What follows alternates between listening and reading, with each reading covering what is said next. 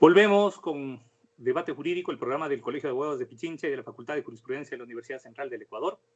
Hoy tenemos el honor de contar con el profesor Giovanni Errati de la Universidad de Génova, catedrático de Filosofía del Derecho, sobre un tema que resulta importantísimo y especialmente importante en países como el Ecuador, en donde se piensa que se puede hacer litigio a ciegas, que cualquiera puede llegar, parar y tirarse un cuento frente a un tribunal y con eso ganar un caso. Se piensa que es una cuestión más que de argumentación, de forma, de estilo, por poco y de parada, cuando realmente lo que convence, si es que hablamos de lógica persuasiva como aquella que se utiliza dentro del proceso, es la solidez del argumento y la lógica con la que este se plantea ante quien tiene que decidir en un caso específico. Así que bueno, estamos acá con un maestro. Muchas gracias, Giovanni, por haber aceptado esta invitación y continuamos. ¿Cómo se aplica la lógica al razonamiento probatorio, especialmente en materia penal? Que es un poco lo que nos mueve. Yo soy catedrático de Derecho Penal de la Universidad Central y, por supuesto, muchos de mis estudiantes, discípulos y colegas estarán muy pendientes de lo que tú nos digas en materia probatoria. Bueno, el razonamiento probatorio, digamos, tiene muchos aspectos que tienen que ver con la lógica. El solo hecho de que hay que pasar de hechos conocidos a hechos desconocidos mediante de una inferencia nos da la idea de cuánto sea importante la lógica para determinar este pasaje inferencial. El problema ha sido en la literatura dedicada al razonamiento probatorio qué tipo de razonamiento es o, según las perspectivas, debería ser el razonamiento que lleva, digamos, de proposiciones acerca de hechos notorios, conocidos, como decía antes, a proposiciones acerca de cosas que no conocemos. Y aquí hay varias, digamos, escuelas, varias respuestas, como es conocido. La respuesta que es más difundida en la literatura recientemente es que se trataría de un razonamiento abductivo, o sea, un razonamiento mediante generación de hipótesis, que es el razonamiento, como decía antes, típico de las ciencias. O sea, se observan determinados hechos que se recogen en determinados enunciados que tienen ciertos valores de verdad y se realiza una hipótesis acerca de la conexión de otros hechos que son descritos en otras proposiciones con estos hechos observables. Y se deriva como conclusión la verdad de los enunciados que, digamos, describen los hechos que son causas de los hechos que conocemos.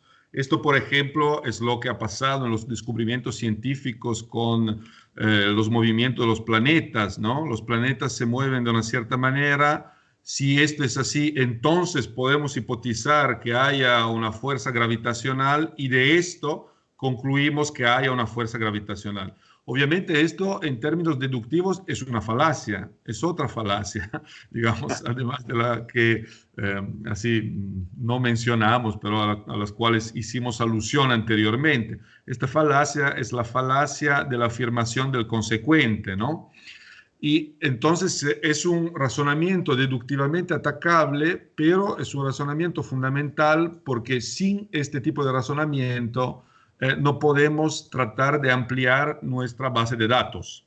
Entonces, el razonamiento probatorio, en la medida en que nosotros pensamos que tenemos que construirlos así, es siempre falaz en un cierto sentido, o por lo menos, para ser más cautelosos, es falaz deductivamente, podría no serlo con otras reglas, otros criterios, por ejemplo, de la lógica inductiva o de la lógica deductiva, pero seguro nunca es cierto.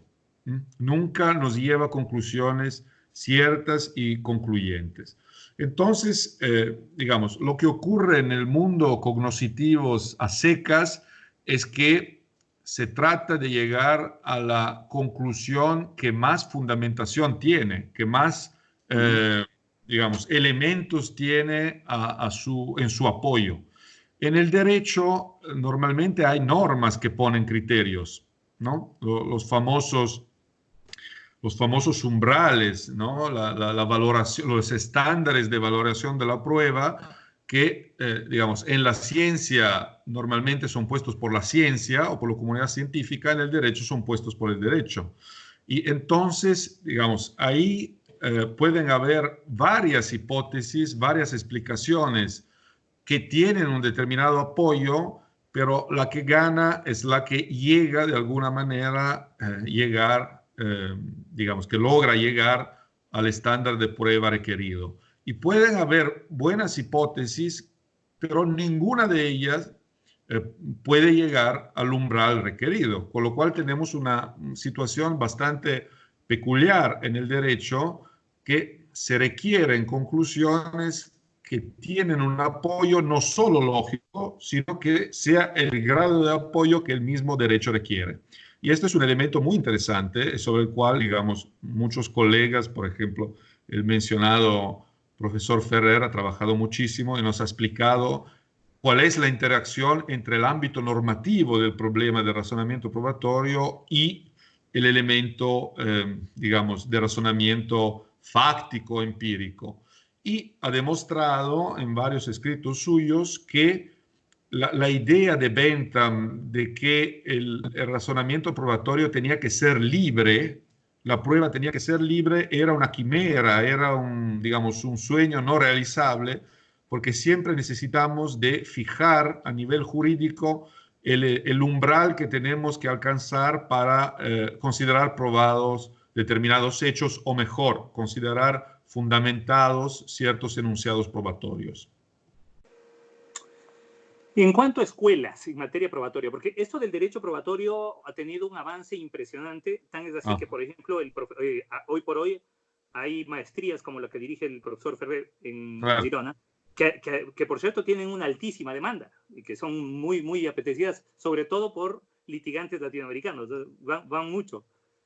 Y ¿cuáles son las diferentes escuelas que en materia de derecho probatorio, digamos, han desarrollado diferentes teorías? Bueno, digamos, la postura central, yo diría, del debate es entre los que tienen una visión, como decía anteriormente, de que la prueba debería ser, digamos, epistemológicamente libre, y entonces hacen una analogía entre determinadas figuras científicas y el jurista, y en particular el juez, ¿no?, cuando busca la verdad de los hechos. El problema es que esta analogía y esta perspectiva de prueba libre ha encontrado toda una serie de dificultades para reconstruir lo que los juristas, y en particular manera los jueces, hacen cotidianamente. Porque los jueces, además de tener mimbres, criterios normativos de los cuales hablamos anteriormente, tienen también toda una serie de limitaciones de recursos que hacen que la prueba libre no pueda funcionar, porque hay límites, digamos, a la investigación de las pruebas.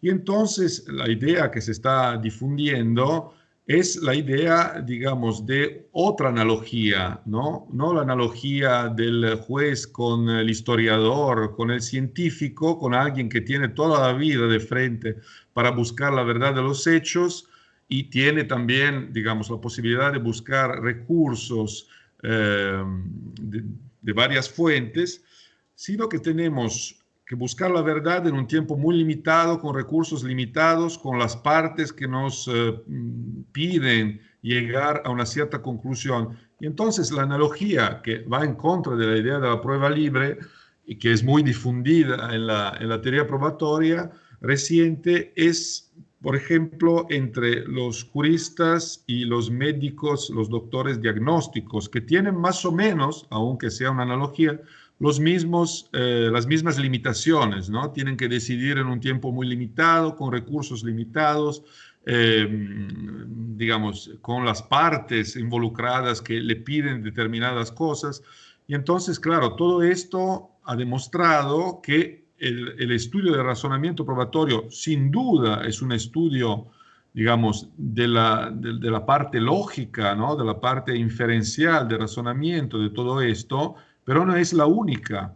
Y al contrario, ver todas las cuestiones vinculadas con las limitaciones normativas sobre las cuales me parece que hay, digamos, mucha literatura, y probablemente la mayor parte de la literatura probatoria recientemente ha formado dos escuelas, ¿no? Este debate. Digamos, la escuela tradicional clásica que ve en esta analogía que antes mencionaba con el historiador o con el científico a secas, el principal modo de buscar los hechos y la verdad de las proposiciones fácticas en el derecho frente a otra escuela que, digamos, por un lado ha subrayado todos los límites, ¿no?, que tiene la búsqueda de verdad en el proceso, pero también ha empezado a hacer algo más. Y en esto, de nuevo, el profesor Ferrer ha sido fundamental. Cuando tú Sí. hablas de quienes proponen una prueba libre, ¿cuáles son los que están al frente? ¿Estaríamos hablando de una prueba tasada o de una prueba regulada? No, al contrario, la prueba tasada sería el exacto opuesto de la prueba libre. La prueba libre es autorizar el juez a buscar de todas maneras la verdad de los hechos. Y entonces, digamos, no concebir límites a la búsqueda de las pruebas, límites por lo menos epistémicos. Okay. Pero esta idea se acompaña a la idea de que es la ciencia que nos dice cuando un hecho puede ser probado. Y me parece que la tesis opuesta, que es más, en un cierto sentido, realista, es que la ciencia de por sí no puede demostrar cuándo un hecho es probado jurídicamente. Y entonces, digamos, jurídicamente, para analizar el razonamiento probatorio y el contexto en el que se realiza, hay que determinar otros elementos, hay que estudiar otros elementos que son fundamentales. Después hay una cuestión de lo que Bentham hubiese llamado política de legislación. O sea, si admitimos y si estamos de acuerdo de que por sí solo el razonamiento probatorio, digamos, de descubrimiento de hechos, no puede autovincularse a un umbral de suficiencia probatoria, hay otra cuestión relativa a cuáles son los elementos que en términos de derechos ideal quisiéramos que se admitieran en el proceso. Por ejemplo, una escucha ilegal debería ser admitida la prueba tomada con una escucha ilegal o no. Nuestros sistemas normalmente dicen que no es admisible, ¿no? Normalmente como respuesta. Hay propuestas, digamos, racionalistas en términos de prueba, en materia de prueba, que dicen, no, se deberían admitir cuantos elementos más posibles y después sancionar a quien realizó la escucha ilegal de otra manera. Entonces, dividir, digamos, la amplitud de los hechos probatorios de la reacción negativa que el sistema jurídico pueda tener en relación con estos hechos. No tiene que ser el derecho probatorio quien sancione estos hechos. Puede ser otro tipo, ¿no? Otra rama del derecho. Es decir, admitir aquello que normalmente llamaríamos como prueba ilícita, considerarla como parte de la prueba, pero de alguna manera castigar a quien generó la ilicitud, no a la prueba en sí. Claro, la sanción no debe ser la nulidad de la prueba o la no admisión de la prueba. Y todo esto es, repito, la escuela racionalista de la prueba que está teniendo muchísimo éxito. El máster de Girona es una prueba de estos. No se podría decir. De acuerdo. Giovanni, como te decía hace un rato, el enemigo aquí en televisión es el tiempo. Lastimosamente estamos ya sobre la hora. Muchísimas gracias, ha sido muy ilustrativa tu charla. Esperamos poder contar en una nueva entrevista contigo, porque queda muchísimo en el tintero por hablar, sin lugar a dudas. ¿Cuáles son los estándares probatorios? ¿Cuándo se puede considerar admisible una prueba o no? Bajo lo que nos acabas de plantear, ¿qué hacemos con la prueba ilícita? ¿Hasta dónde se puede considerar legítima una sentencia basada en prueba obtenida de esa manera? Bueno, tenemos tanto para hablar, así que te comprometo para de aquí en poco tiempo, ojalá podamos hacer una nueva entrevista y de ser posible personalmente, que sería lo ideal. Bueno, un gusto, cuando quieran. Ha sido un gran placer hablar con ustedes. Muchas gracias, Giovanni. Te agradezco mucho y saludos a todos por allá. Un abrazo. Saludos a todos para Ecuador también.